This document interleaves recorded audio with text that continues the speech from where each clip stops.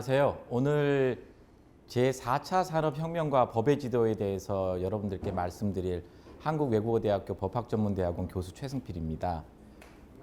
반갑습니다. 오늘 오면서 좀 걱정을 좀 많이 했습니다. 법이라는 단어만 들어도 사실 좀 가슴이 답답해지잖아요. 머리도 복잡해지고. 그런데 거기에 제4차 산업혁명이라는 아주 생소한 단어까지 결합이 되어 있어서 아마 대단히 충격적이실 것 같습니다. 그런데 그 4차 산업혁명이라는 것이 우리가 새롭게 맞닥뜨리는 새로운 시대의 현상들인데요. 새로운 시대에는 우리가 기존에 갖고 있는 그 권리와 의무에 대한 것들이 새로운 시대에는 좀 변형이 되거든요.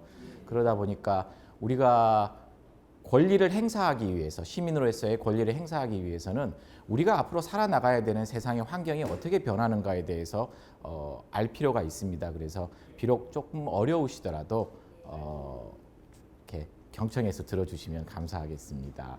네. 유명한 법언이 있습니다. 권리 위에 잠자는 자는 보호하지 않는다.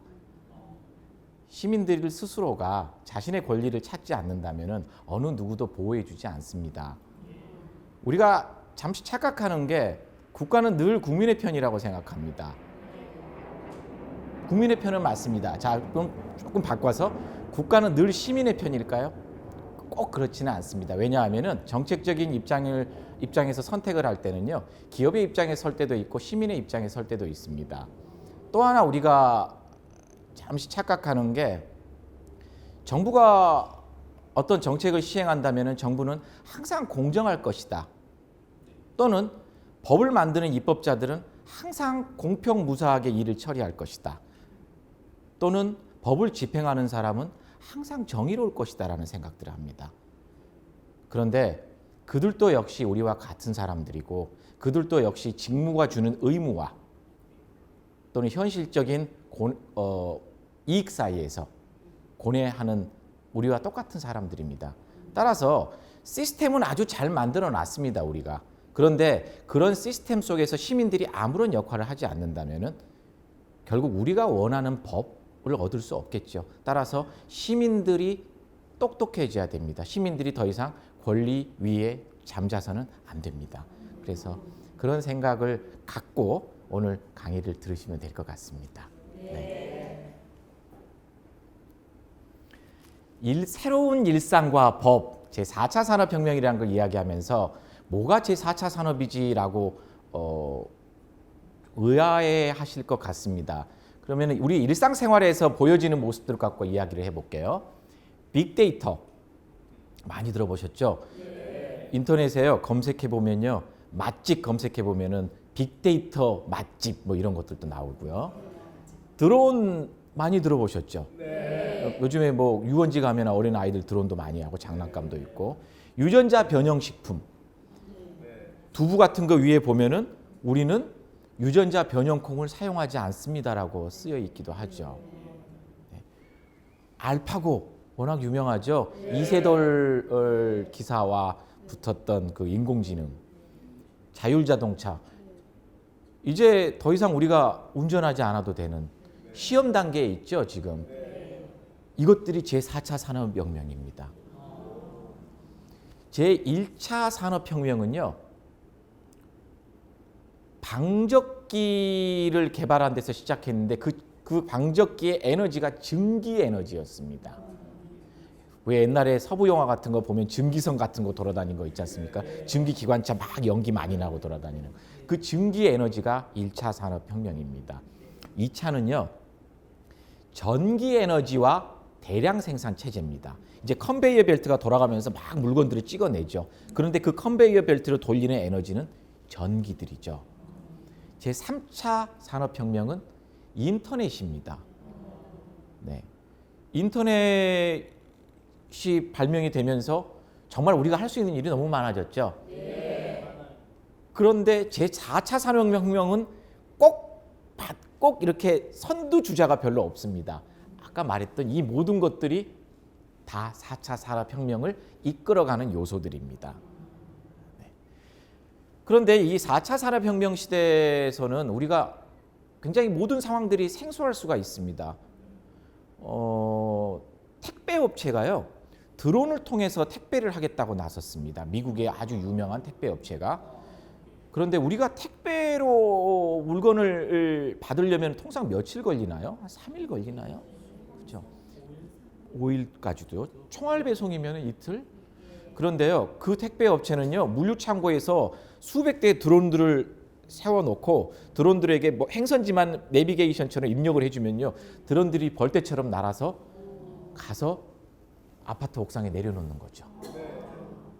그러면 우리가 이제는 뭐 지금 뭐 퀵으로 보낼게, 그것도 이제 오토바이가 더 이상 달리지 않고 이제 드론이 날아가겠죠. 예.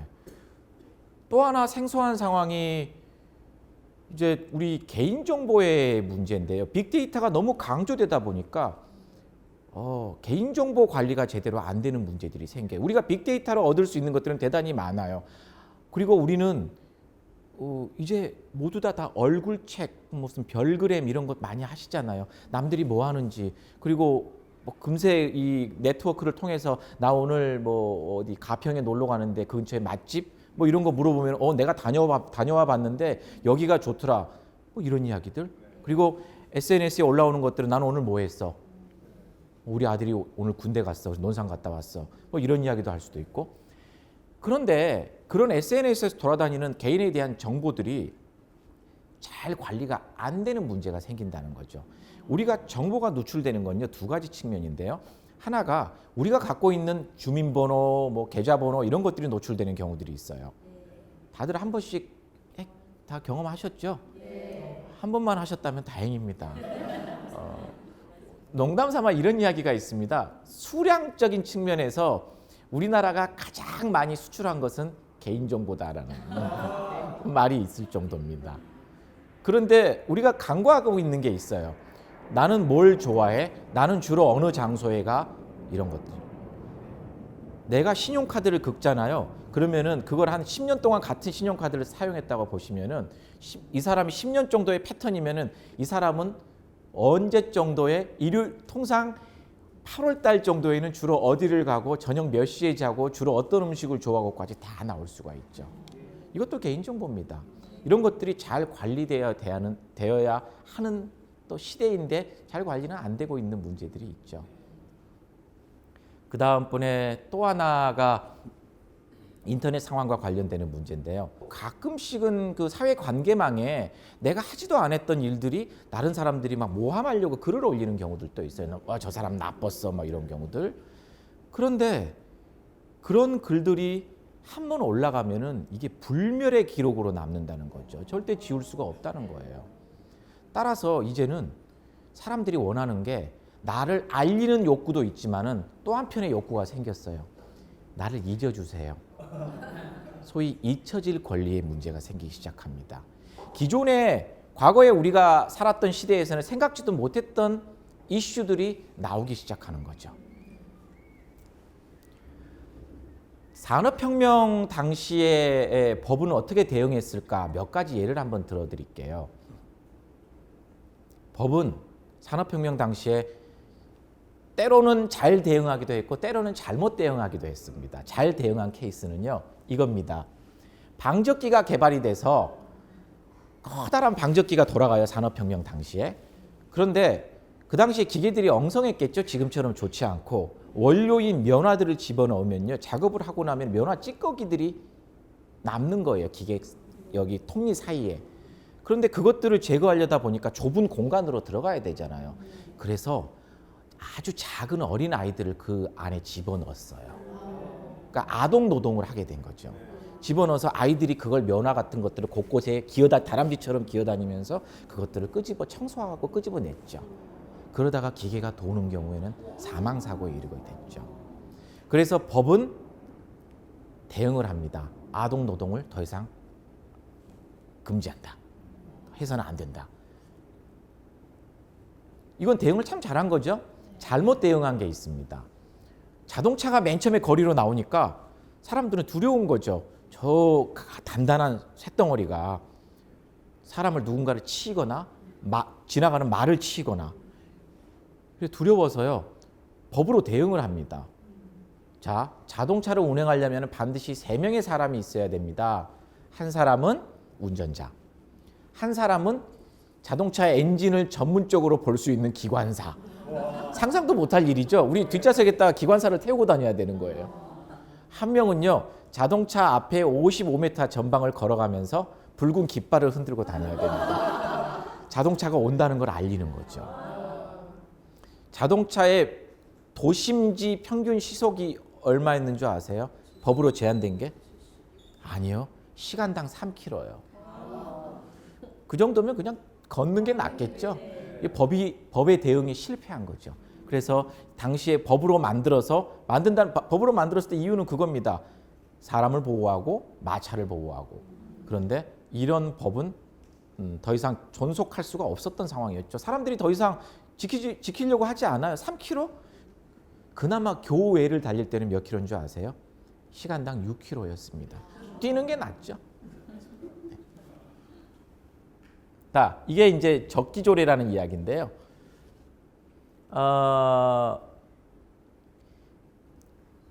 법의 역할들은요, 산업혁명 당시의 법의 역할, 우리가. 그리고 오늘날 드론이 날아다니고 인터넷 공간에서 활동하는 오늘날의 4차 산업혁명 시대에서의 법의 본질적인 역할이 달라졌느냐를 이야기해 보면요, 달라지지 않습니다. 법의 본질적인 역할은요, 사람의 이기심과 욕망을 통제하는 것입니다. 우리는요, 내가 불리한 대우를 받을 때 왜 나만 그래?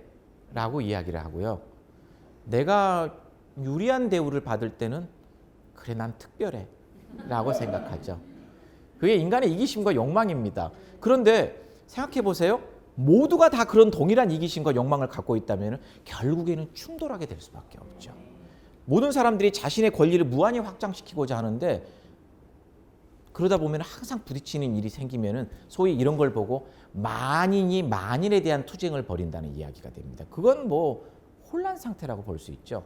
그래서 법은 그러한 이기심과 욕망을 적절하게 통제하기 위해서 나온 것이고, 그 본질적인 역할은 원시시대에 돌도끼를 들고 다녔던 시절이나 방적기가 개발됐던 산업혁명 시절이나 드론이 날아다니는 지금이나 똑같다는 거죠. 그래서 우리는 이런 생각을 해요. 법 그러면은 검사, 판사, 변호사, 그 부분도 법이라는 체계의 일부분을 이루고 있는 사람들입니다. 근데 그분들의 주요 역할들은요, 분쟁을 해결하는 사람들이에요.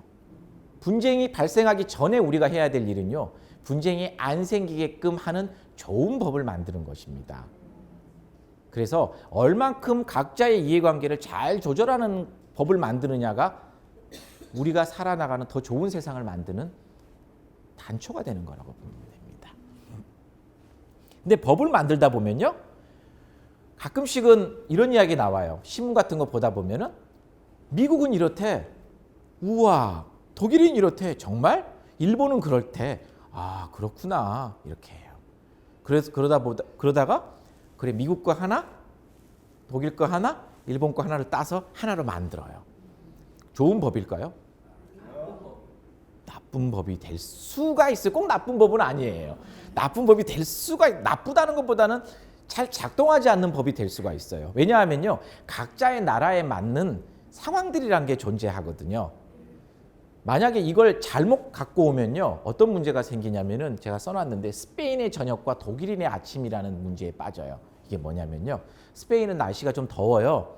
그래서 아침을 좀 늦게 시작해요. 그리고 저녁을 늦게 먹어요. 한 8시만 되면은요, 제가 마드리드에 잠깐 살았던 적이 있는데, 그때 제가 하루 식사를 다 하고 설거지 마치고 소파에 앉아 있을 때 옆집에서 달그락거리는 식사 준비 소리가 들려요. 한 8시경에. 그리고 한 11시까지, 10시, 11시까지 와인도 마시고 밥도 먹어요. 그리고 아침에 늦게 일어나죠. 그런데 제가 또 독일에 살았을 때, 저는 이제 독일에서 공부를 했었는데요. 독일에 살았을 때, 저녁 8시만 되면요, 도로에 아무도 다니지 않아요. 다 잘 준비를 해요. 그리고 아침에 6시만 되면은 사람들이 마구 돌아다녀요. 자, 오, 좋은데 독일? 역시 아침형 인간 좋아. 스페인의 저녁 여유로운 삶 좋아. 두 개를 우리가 합쳐놨다고 봅시다. 피곤해서 살겠습니까? 저녁에 그렇게 늦게 자고 아침에 일찍 일어나면은. 그래서 자칫 잘못하면 우리에게 안 맞는 시스템이 들어올 수가 있다는 거예요. 그래서 새로운 4차 산업혁명 시대의 법의 시스템을 갖추는데도 우리의 현실에 맞는 고려가 많이 필요하다는 말씀을 드리고자 했던 겁니다. 자, 4차 산업혁명 시대의 각 요소 중에서 5개 정도를 살펴볼 건데요. 첫 번째 하나 살펴볼게요. 유전자 변형 물질. 유전자 변형 물질 그러면 어떤 느낌이 드세요? 아, 내가 좀 부정적인 느낌이 드세요? 긍정적인 느낌이 드세요? 유기농 그러면요.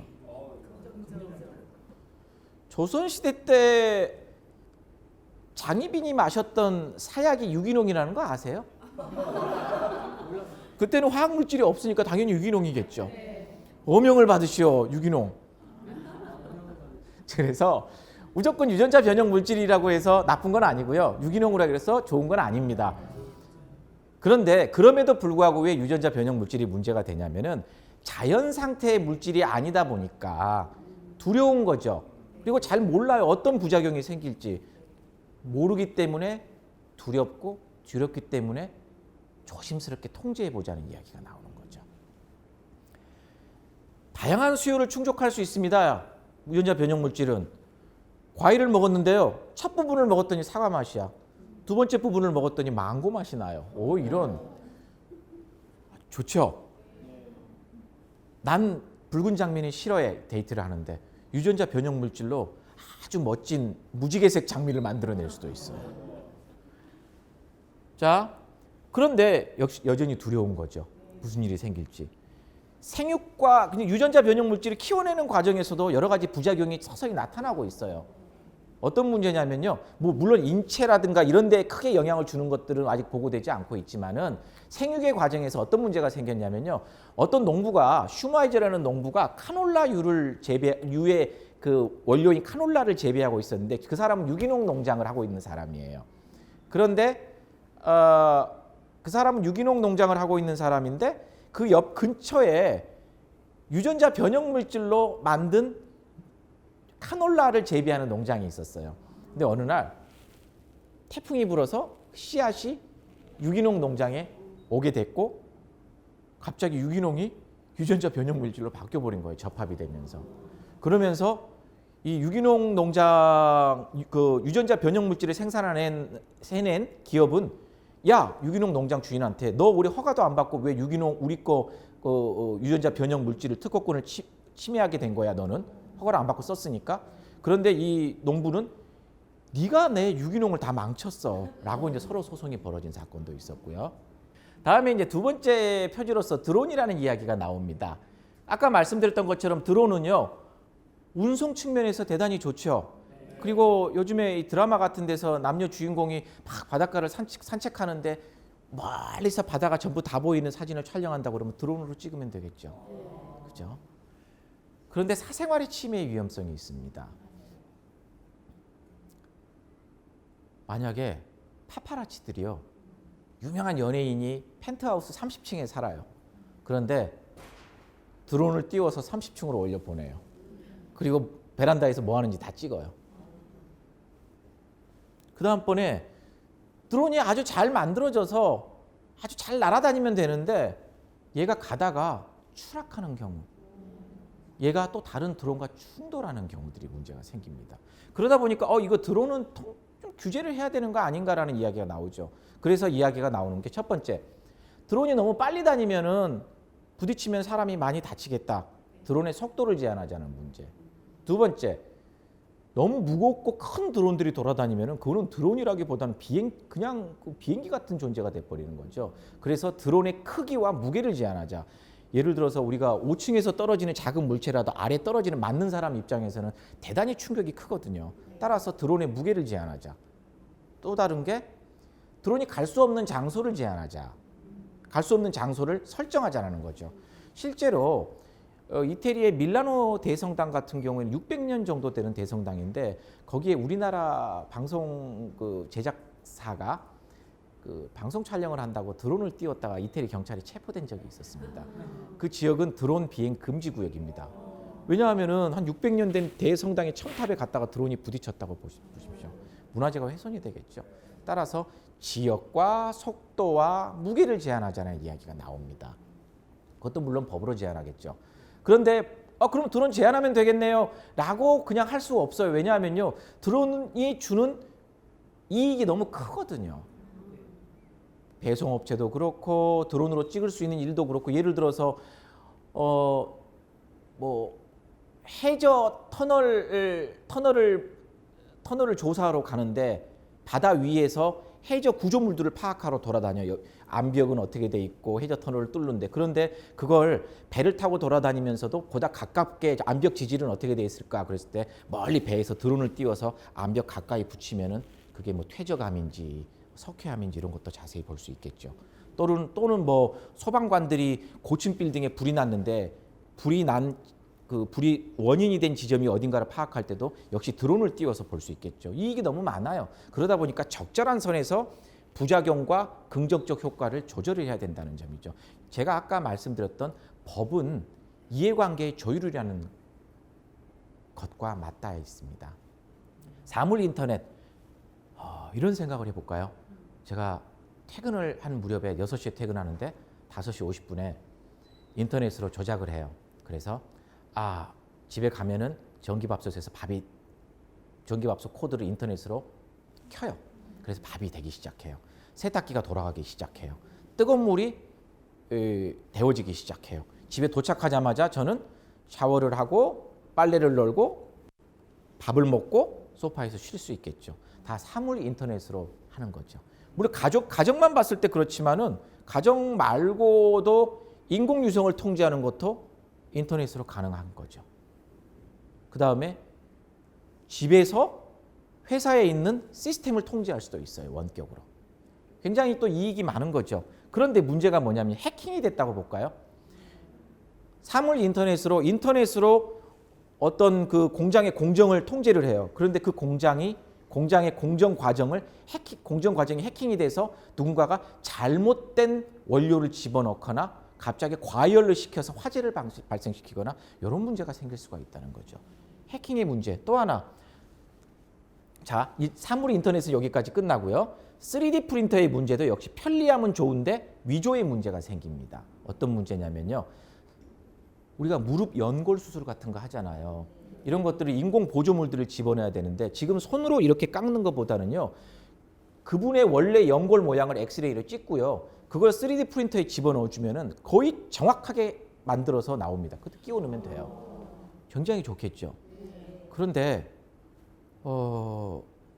우리가 만약에 3D 프린터를 그렇게 좋은 걸로만 쓰면 좋은데 우리가 아는 무슨 명품 가방을 위조를 한다고 볼까요? 완벽하게 위조가 가능하죠. 그래서 3D 프린터 그거 좋은데 쓰지요? 라고 할 수 없는 거예요. 그러다 보니까 3D 프린터는 어떤 목적으로 사용해서는 안 되고 또 그런 목적에 사용할까 봐 그런 기능을 넣어서도 안 되고 그런 기능을 넣는 3D 프린터를 쓰려면은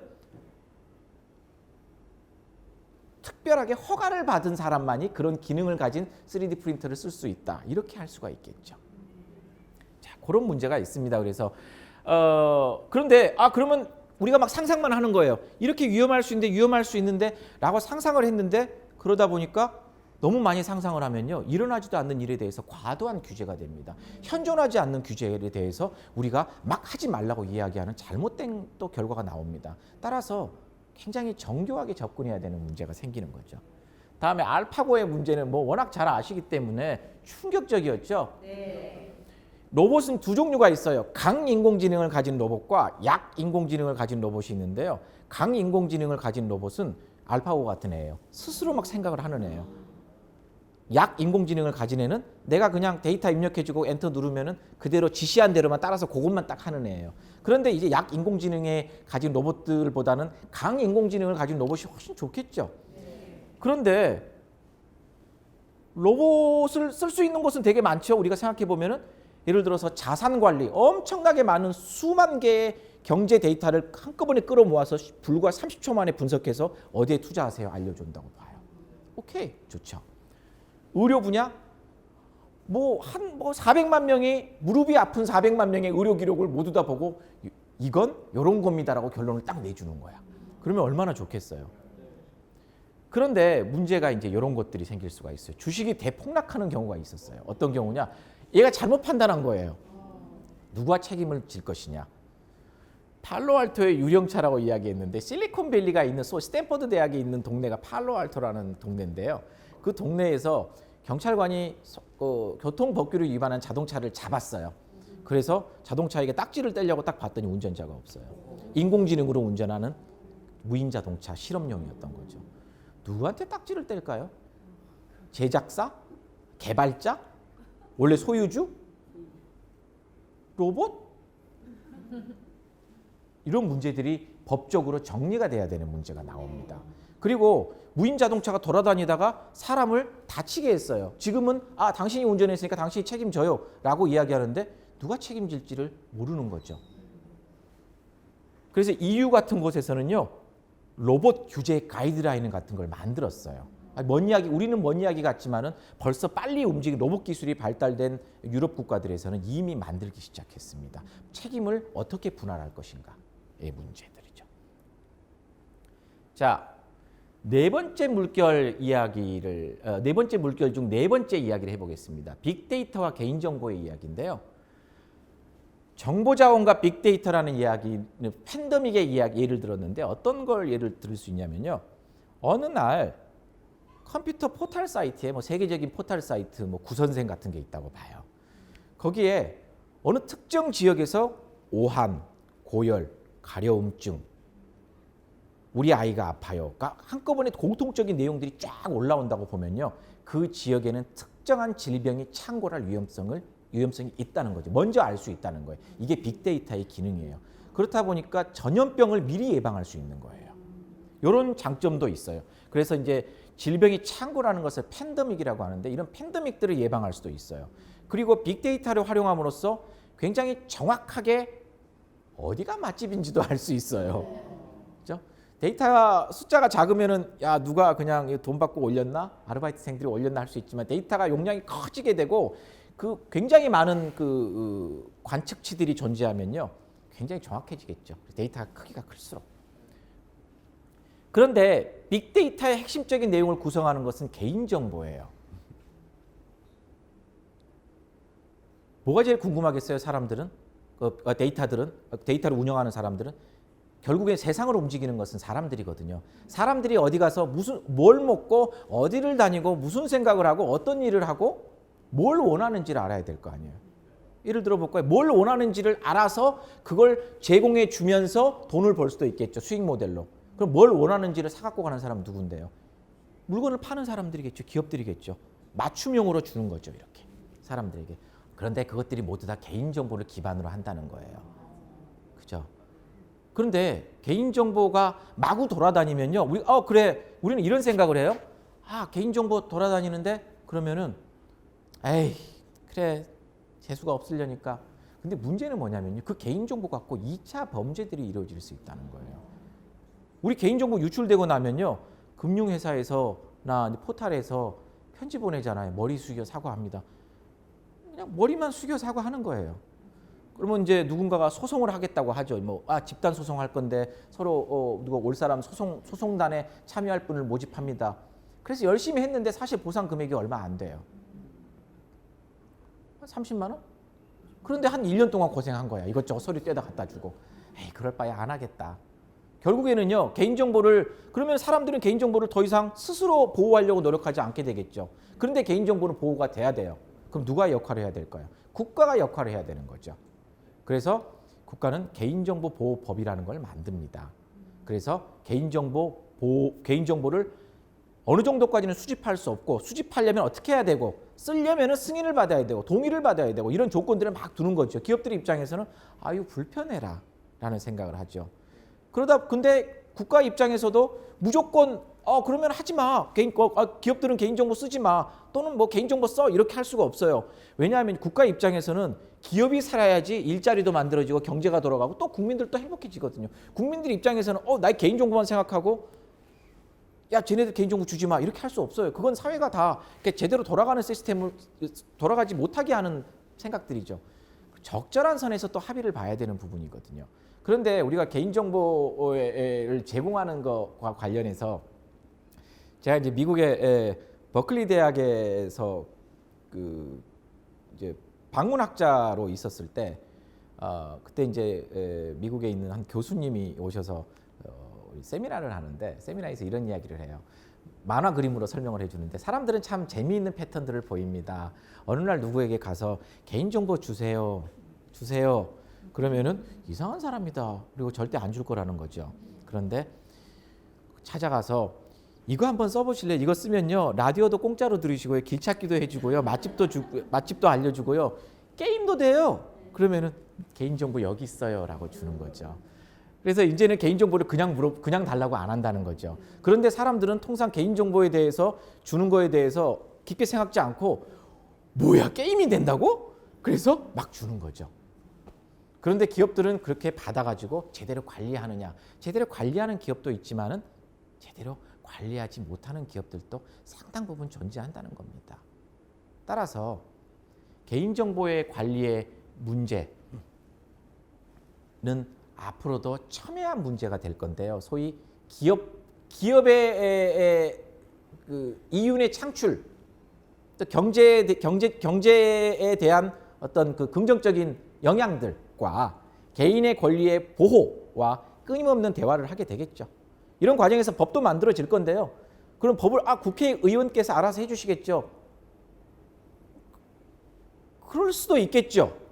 하지만은 시민들이 자신의 권리를 찾기 위해서는요, 적극적으로 이걸 해줬으면 좋겠어요. 이건 좋아요. 이건 안 돼요라고 참여하는 역할들이 중요하다는 겁니다. 자, 잊혀질 기쁨. 헤어진 연인들이 우연히 길에 스쳐 지나가다가 만났어요. 난 벌써 널 잃은 지 오래야. 막 그 아침 드라마 같은데 보면은 막 슬퍼하잖아요. 막. 잊혀지는 건 참 슬픈 일인데 잊혀지는 게 좋아지는 세상이 됐다는 거죠. 제발 좀 나 좀 잊어주라 좀. 이게 잊혀지는 기쁨, 소위 잊혀질 권리 또는 잊힐 권리라고 부르는 건데 아까 말씀드렸던 것처럼 불멸의 기록이 남게 되는 거죠. 불멸의 기록들. 그래서 어떤 문제가 생겼냐면 잊힐 권리가 처음으로 나오게 된 건 스페인에서 나왔는데요. 스페인에 곤잘레스라는 변호사가 있었어요. 그 변호사가 자기가 변호사 업무를 하는데 과거에 아주 오래전에 파산을 했던 적이 있었어요. 그런데 아주 오래전에 지방신문에 곤잘레스가 파산한 적이 있대요라는 기사가 난 적이 있어요. 그래서 사람들이 이제 변호사를 살려고 보다가 곤잘레스를 치면요. 파산 떠요. 그러면은 누가 지 아까림도 못하는 변호사에게 누가 맡기겠어요. 그러다 보니까 곤잘레스가 과거에 내가 파산했던 것은 어떤 그 포트폴리오를 하다가 자칫 한순간의 실수였던 거고 나는 이미 그걸 금방 회복했고 지금은 아주 잘 살고 있다 건실하게 그 기록을 지워달라라고 이야기를 한 거죠. 그랬더니 언론사에 때가 이야기를 했어요. 근데 언론사에서는 언론의 자유 때문에 지울 수 없다. 그래서 곤잘레스가 오케이 뭐 그럴 수는 있겠다. 그래서 당시에 스페인 구선생한테 찾아가요. 그래서 스페인 구선생한테 포탈에 링크를 내려달라라고 이야기를 하죠. 그랬더니 야 나는 그냥 기사가 오면은 그걸 그냥 무작정 올리는 거지 내가 기사를 선별하지는 않아. 그렇다면 내가 언론의 역할을 해버리는 거잖아. 내가 언론을 선별적으로 취사 선택하는 것도 그것도 바람직한 게 아니잖아. 그래서 나는 지울 수 없어라고 이야기를 해요. 그래서 스페인 개인정보보호원에 지워달라고 청구를 했고 결국에 나중에 소송으로 비화가 돼서 유럽 사법재판소까지 넘어가요. 유럽 사법재판소에서 그다지 공공의 이익에 미치는 영향은 꼭 그걸 곤잘레스가 파산했다는 사실을 공공이 알아서 꼭 이익될 게 있었느냐. 거기에 비해서 곤잘레스가 변호사로서 파산이라는 경력은 대단히 불리한 경력이라는 거죠. 공익이 얻을 수 있는 이익과 개인이 받을 수 있는 불이익 간의 이익을 비교를 해보다 보니까 야, 곤잘레스가 너무 불쌍하지 않냐? 그래서 곤잘레스 손을 들어줍니다.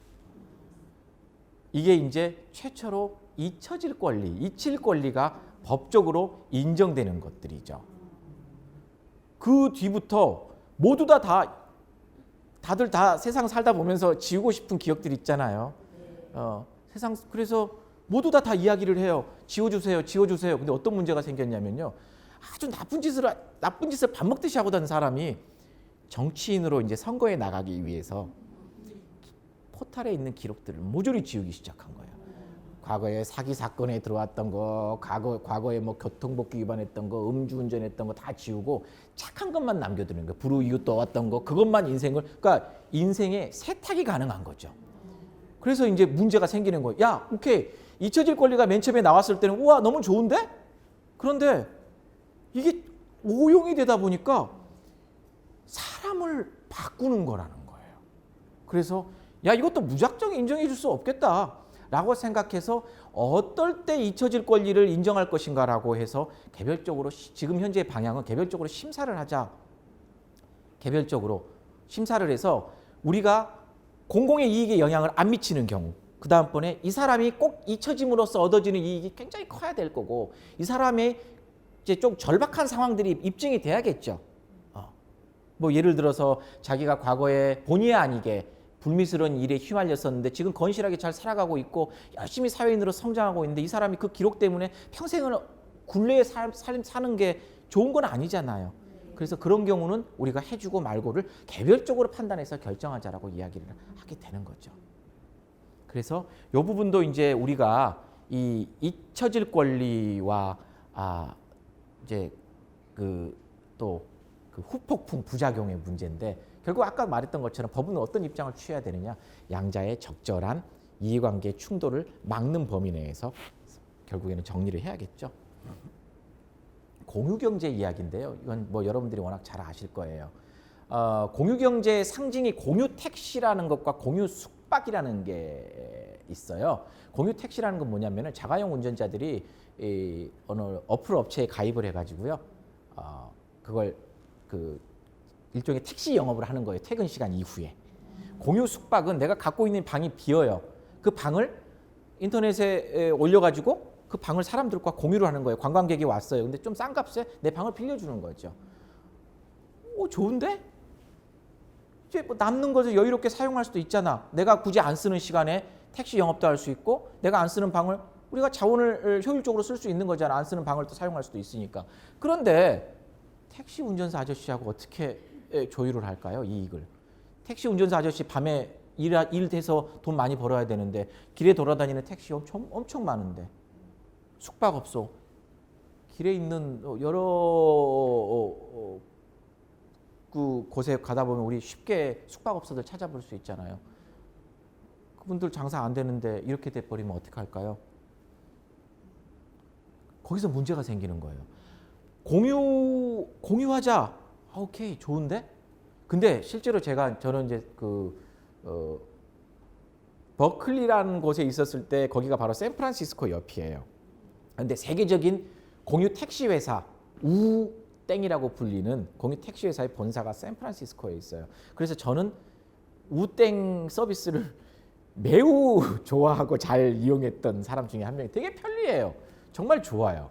그런데도 불구하고 좋다고 다 받아들일 수는 없는 거잖아요. 그래서 계속 충돌을 합니다. 그러다 보니까 국가에서는 이런 이야기를 하죠. 조건을 부과하겠다.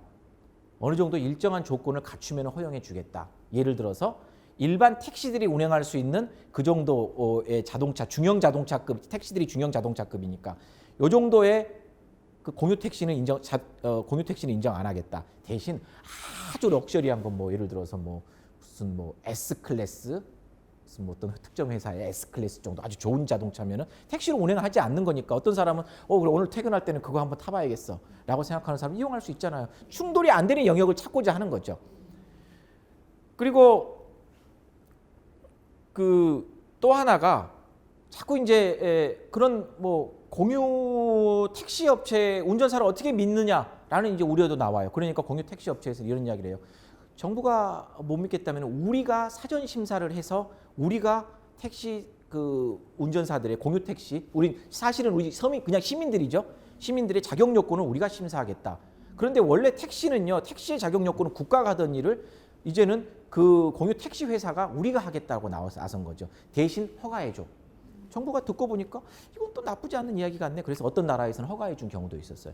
그러다 보니까 이런 국가가 원래 했었던 규제의 역할을 민간과 국가가 공유하는 이제 또 새로운 또 일들이 생기고 있죠.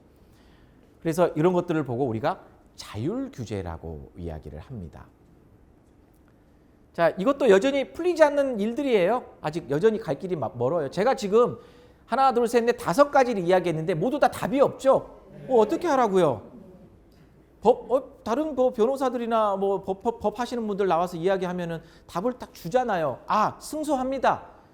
이거 상속 받습니다. 고소하세요. 왜 답을 하나도 안 주세요? 답이 없습니다. 우리나라만 그러냐고요? 안 그렇습니다. 미국, 독일, 영국, 일본 모든 선진국들이 답이 없습니다. 지금은요, 답을 찾기 위해서 가고 있는 중입니다. 그래서 지금의 단계는요, 어떤 갈등이 일어나고 있는가, 제가 방금 말씀드렸던 거, 그 갈등을 어떤 방향으로 풀어가야 할 것인가라는 과정에 있는 거고요. 답은 없습니다. 답 나올 때까지 기다려야지. 그러기에는 기다리다가는 시스템이 이미 확립이 돼버리고 굳어져 버리면 시민들이 원하는 것을 반영할 수 없겠죠. 논의의 과정에서 말랑말랑할 때 시민들의 의견을 반영해야 된다는 거죠. 그래서 오히려 더 중요한 것은요, 법이 만들어진 이유보다는 법이 만들어지는 과정에서, 의견을 듣는 과정에서 여러분들의 역할이 더 중요하다는 거죠. 마지막 그 슬라이드인데요. 시장의 욕망과 공존이라는 건데요. 이게 미국의 연방 규제 독점 금지, 독점 규제 위원회 앞에 있는 동상입니다. FTC라고. 동상인데 이 말을 사람이 잡고 있죠. 막 이렇게. 이게 뭐냐면요. 말은 어디로 튈지 모르는 시장을 상징하고요. 사람은 사람을 다치지 않고 올바른 방향으로 갈 수 있도록 이끌어주는 사람을 의미합니다. 이게 뭐냐면요. 이 FTC라는 조직이 소위 우리나라로 말하면 공정거래위원회입니다. 독점규제위원회인데 이 위원회가 시장이 마음대로 날뛰는 것을 우리가 통제하겠다라는 것을 상징물로 앞에다가 세워놓은 거죠. 그럼 시장은 어떨까요? 시장은 뭐 그렇게 무분별하게 무책임한 거예요? 그렇지 않아요. 시장 메커니즘은요. 이익 대 이익이 첨예하게 대립된 것이기 때문에 굉장히 합리적으로 움직입니다. 대체로. 가끔씩 시장이 합리적으로 움직이지 않을 때가 굉장히 큰 충격파가 오죠. 우리에게. 무슨 말이냐면 우리 금융위기 같은 거 보시면 됩니다. 미국발 금융위기가 터지면서 금융과는 전혀 상관없는 사람이 일자리를 잃게 되는 거죠. 그래서 시장은 대체로 합리적이지만은 시장은 아까 말씀드렸던 것처럼 결과적으로 사람이 움직이는 것이고 사람의 이기심과 욕망이 작동하게 되면요. 시장이 잘못된 방향으로 흘러갈 수 있습니다. 우리가 아까 5가지 사례를 유전자 변형 물질부터 잊혀질 권리까지를 말씀드렸는데 빅데이터 개인정보까지 말씀드렸는데 그 과정에서 기업들은요. 굉장히 많은 부가가치를 창출할 수 있을 겁니다. 그런데 반면에 기업들이 굉장한 부가가치를 창출하려면 어느 정도까지는 개인의 이익이 침해될 수밖에 없습니다. 따라서 앞으로의 법의 역할은요. 시장의 본질을 정확히 알고 그 욕망을 통제하는 것이라고 할 수 있습니다. 그래서 공생을 하는 방향을 찾아야 되고요. 견제도 하는 또 기제도 찾아야 됩니다. 마지막으로 강의를 마치면서 드리고 싶은 말씀이 있습니다. 그리하여 우리는 조류를 거스르는 배처럼 끊임없이 과거로 떠밀려가면서도 앞으로 계속하여 전진하는 것이다. 이게 위대한 개츠비라는 작품에서 나온 이야기인데요. 인류가 발전해 오면서 우리는 때로는 좋은 법도 있었고 때로는 좋지 않은 법도 있었습니다. 하지만은 우리는 끊임없이 어려운 현실을 헤쳐나가면서 앞으로 나아왔고요. 때로는 좋지 않은 법 때문에 뒤로 물러서기도 했습니다. 하지만 우리의 대체적인 방향은 앞으로 나왔습니다. 이제 우리는 제4차 산업혁명이라는 새로운 혁명이 일어나는 새로운 시대에 새로운 또 첫발을 내디뎌야 됩니다.